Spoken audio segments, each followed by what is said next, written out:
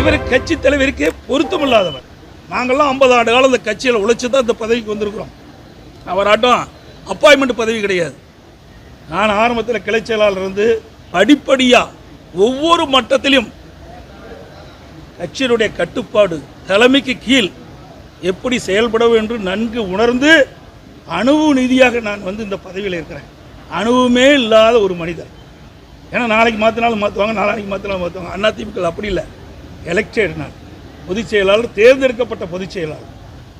அதனால் என்னை பற்றி விமர்சனம் செய்ய அவசியம் இல்லை.